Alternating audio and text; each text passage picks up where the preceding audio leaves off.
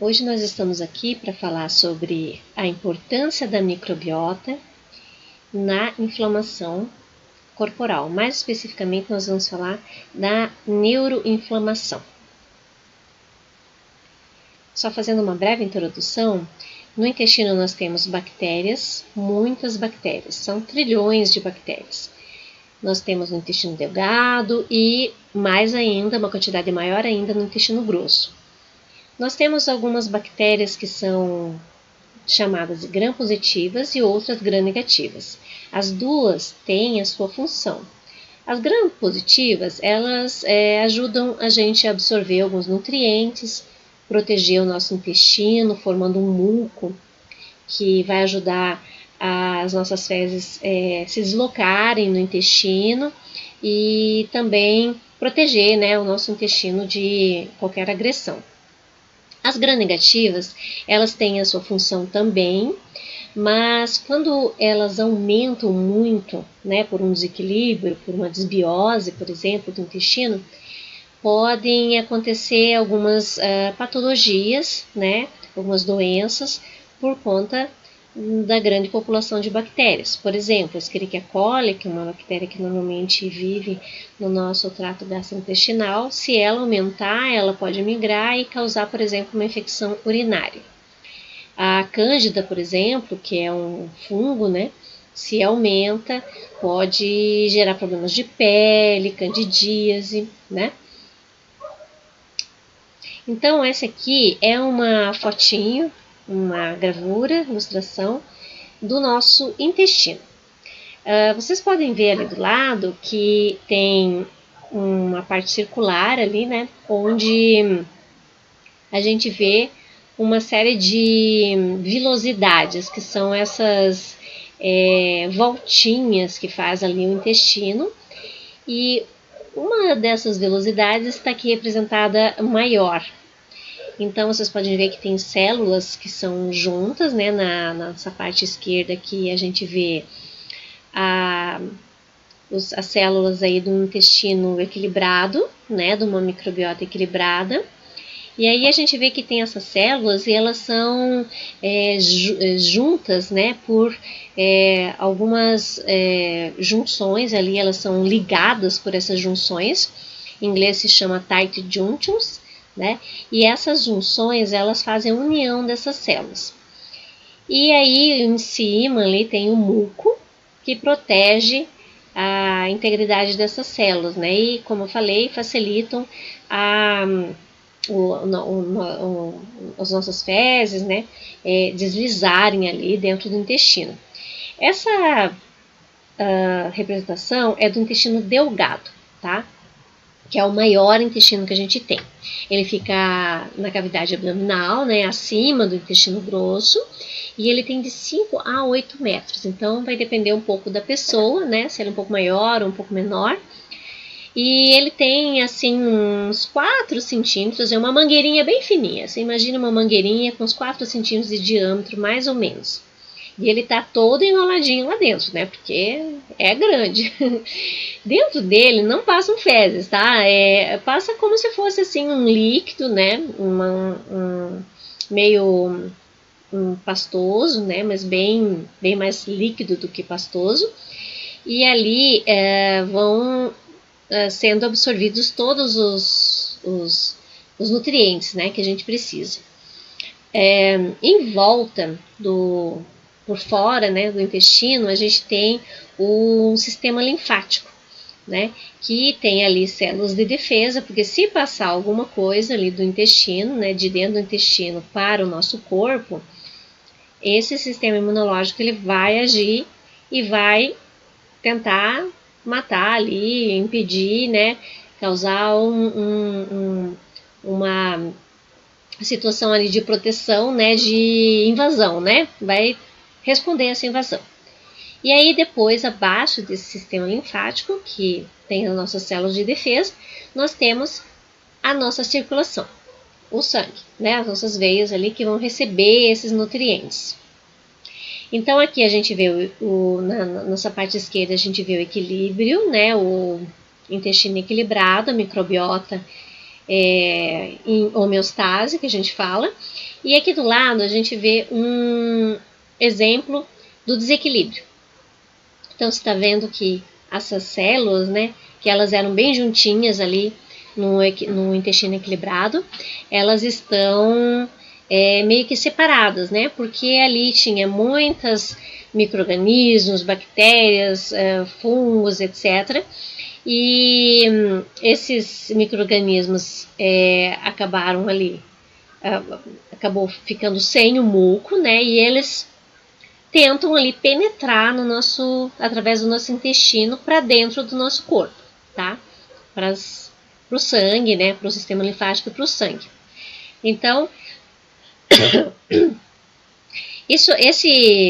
essa situação aqui a gente chama comumente de leaky gut, né? Um termo em inglês aí, mas que quer dizer intestino permeável. Porque ali estão passando coisas, né? Ele está permeável, está deixando passar. Não deveria estar deixando, tá? E o que isso tem a ver com a alimentação, com a inflamação e com a neuroinflamação? Essa dieta aqui que está demonstrada ali por aquele sorvete cheio de pizza e tudo, é o que se chama de dieta ocidental, né? Que é uma dieta com bastante gordura. E essa dieta, né, segundo os estudos aí, ela propicia que uma célula que se chama microglia, que é uma célula do cérebro, né? Ela propicia que ela se sinta ali agredida, ameaçada de alguma forma, né? E ela vai gerar citocinas inflamatórias. E essas citocinas, elas causam a neuroinflamação e também o estresse oxidativo. Então, essa microglia, ela é, como falei, um tipo de célula do sistema nervoso, mas ela também interage com o trato gastrointestinal, ou seja, com o nosso intestino. Ela recebe informações tanto do intestino quanto do cérebro. E aí, esses micróbios que vivem lá no nosso intestino, eles podem ativar a microglia, gerando aí, no caso, a neuroinflamação. E quando essa situação fica muito grave, pode ocorrer até a degeneração das terminações nervosas, que é algo que acontece, por exemplo, nas doenças degenerativas, como Parkinson, Alzheimer, que são doenças do sistema nervoso. Então, a qualidade da alimentação, ela é muito importante para que isso não aconteça. Quando a gente consome ultraprocessados, muita gordura e açúcar, falta de fibras, que são pobres também, alimentação que é pobre em nutrientes, o que acontece? Essa dieta ruim, ela leva à disbiose, que é o desequilíbrio das bactérias. Porque as bactérias gram-negativas que eu comentei com vocês lá, aquelas que são patogênicas, que levam a doenças, elas gostam desse tipo de alimentação, né? Então elas acabam se proliferando, acabam aumentando e elas soltam toxinas, né? Elas tentam penetrar também no nosso intestino através dos espaços ali entre as células, né? E aí elas acabam passando ali pelas juntas, né? Então elas acabam modificando aquelas junções ali, né? Fazendo alterações, porque elas tentam passar por ali. E esses metabólitos, né? Tanto proteínas, por exemplo, que não deveriam estar passando ali, né? Como o trigo, por exemplo, ou a soja, ou proteína do amendoim, que acaba passando por ali e acaba gerando uma reação inflamatória. E esses próprios micro-organismos também podem passar por ali, né? E tudo isso acaba levando a uma inflamação. E essa inflamação, ela agride de alguma forma o fígado e também o tecido adiposo. E aí também até pode causar uma resistência à insulina. Então, essa alimentação que eu falei para vocês, e ainda o uso de remédios, antibióticos e anti-inflamatórios, por exemplo, de forma indiscriminada, né? Bom, às vezes a pessoa tem que usar bastante, né? Ainda poluentes, né? Como resíduos de alumínio, resíduos de chumbo, poluições diversas. E também os medicamentos que a gente chama de prazóis, né, que são omeprazol, pantoprazol, que são medicamentos utilizados para controlar a acidez estomacal. Então, tudo isso propicia a disbiose. E aí, quais que são as doenças relacionadas à inflamação e à neuroinflamação? Então, a gente tem ali vários estudos, né? Tem a ansiedade, a depressão, doenças degenerativas, né? Como Parkinson, Alzheimer, também a esquizofrenia, bipolaridade e até o diabetes ou os transtornos, como a TDAH.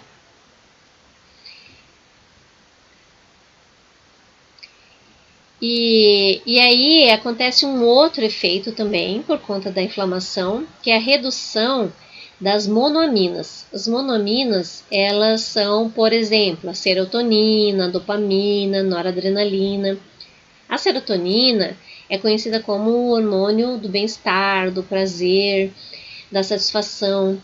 A dopamina, do contentamento com a vida, da tranquilidade, da coragem para realizar seus objetivos, seus desafios. E a noradrenalina está envolvida no processo da pressão, do controle da pressão arterial.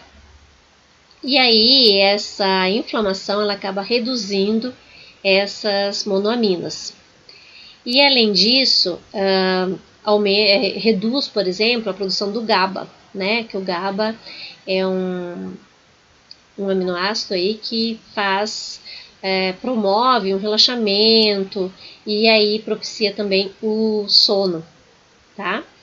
E aí, além disso, também tem o que eu já comentei, né? A alteração da neuroplasticidade, que é a má formação dos neurônios, né? Ou a degeneração ou a má formação dos neurônios derivada da inflamação. E também o déficit cognitivo. Então, olhem só quanta coisa, né, que a inflamação acaba causando no cérebro. Então, sobre os neurotransmissores e cérebro, as monoaminas, né, que eu comentei, elas atuam como neurotransmissores. As mais importantes aí são a dopamina, serotonina, norepinefrina, epinefrina e histamina. Fazem várias funções no corpo, tá? Eu comentei só da dopamina e serotonina, né? Mas elas realizam várias funções. As monoaminas, elas são secretadas no cérebro e também nas glândulas suprarrenais, que ficam ali pertinho dos rins. Elas desempenham um papel crucial aí na regulação do humor, na resposta ao estresse. E aí tem alguns remédios, no caso, que eles atuam justamente nessas monoaminas. Os inibidores de recaptação de serotonina e noradrenalina, por exemplo, eles são um tipo de medicamento que é utilizado para tratar depressão, ansiedade e acaba melhorando o humor. E qual que é o mecanismo que ele utiliza? Ele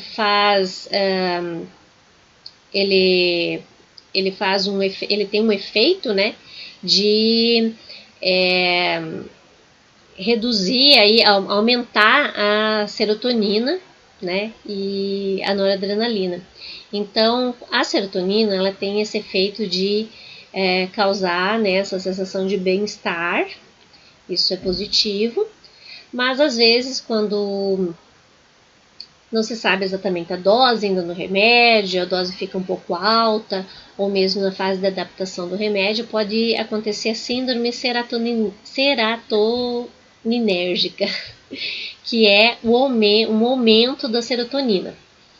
E quando a serotonina está em muita quantidade, também não é legal, porque ela pode dar um efeito contrário, assim, de excitação, de ansiedade, de tremores, espasmos. Então, a serotonina, ela é um hormônio assim, que traz essa felicidade, mas é também excitatório. Então, quando ela tá demais, também não é legal, tá?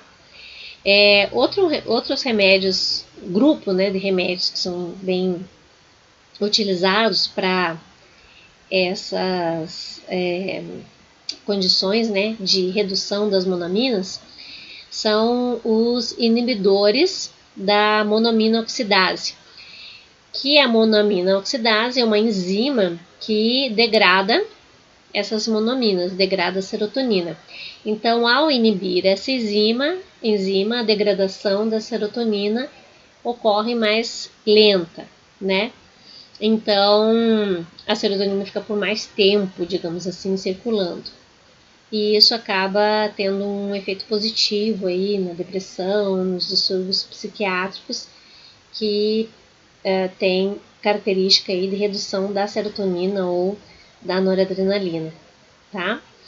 Então, esses dois remédios, esses dois grupos, né, de remédios, eles tentam realizar aí um tratamento, né? Eles fazem esse tratamento aí para que a condição da pessoa fique melhor, né? Mas a gente viu ali que a causa, né, é relacionada à alimentação, à desbiose, ao desequilíbrio do intestino. Então a gente consegue ver aí, né, como a alimentação é importante, né? E ali tem uma frase ali do Hipócrates, né, que vocês já devem conhecer, que a alimentação seja teu único remédio, porque ela realmente faz a diferença. E a má alimentação e a desnutrição, né, ela pode evoluir silenciosamente para uma doença, como é o caso da inflamação e da neuroinflamação, que inicialmente as pessoas podem nem perceber tanto, mas na sequência ela pode gerar uma doença e uma situação muito pior. Então é isso, eu espero que vocês tenham entendido sobre a inflamação e a neuroinflamação e sobre a importância do equilíbrio do intestino, da microbiota. Obrigada.